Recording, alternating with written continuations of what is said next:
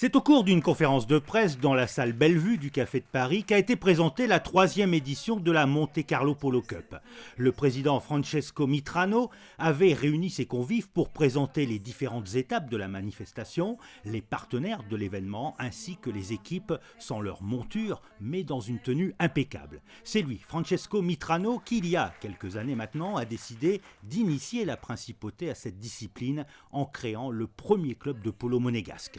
Je dis que c'est un sport fait pour Monaco, même parce que Monaco c'est quand même un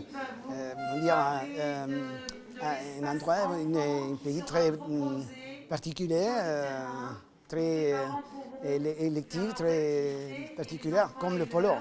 Des chevaux, des cavaliers, une petite balle et des maillets, la 3e édition de la Monte Carlo Polo Cup regroupe 4 équipes de 4 joueurs.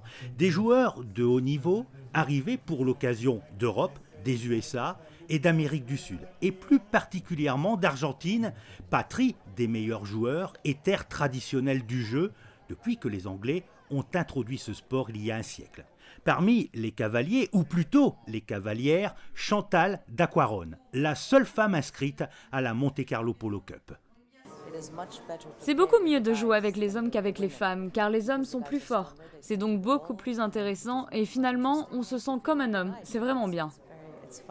Un jour, on m'a fait cadeau d'un poney de polo. Après, j'ai eu un cheval, puis 2, puis je suis partie vivre en Afrique. Et là, j'ai eu beaucoup de chevaux. Et maintenant, c'est une passion qui dure depuis plus de 30 ans.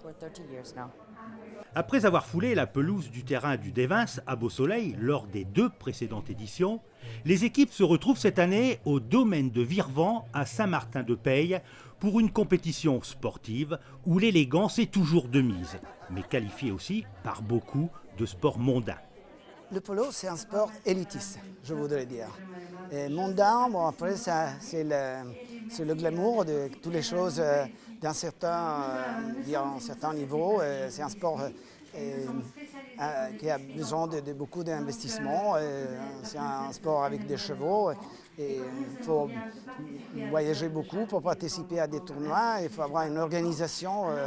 Et comme toutes les organisations, ça a quand même des investissements d'énergie et économique aussi. Spectacle mondain, peut-être, mais une fois sur le terrain, le polo n'a plus rien de mondain. C'est un sport très dur et très viril. C'est un sport très difficile. C'est un sport très difficile parce que c'est un sport qui, pour être joué, on a une connaissance de l'équitation. On doit avoir une bonne base d'équitation au niveau sportif et athlétique aussi. Parce que vous imaginez de jouer et d'être concentré sur une petite boule avec la mallette.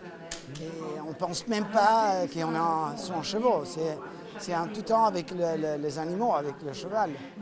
Parallèlement à la compétition, le rituel des rassemblements de polo, à savoir le concours de chapeau des dames. Et à l'issue des 3 jours de compétition, la Monte Carlo Polo Cup se terminera avec une soirée de gala au profit de la Fondation Princesse Charlène.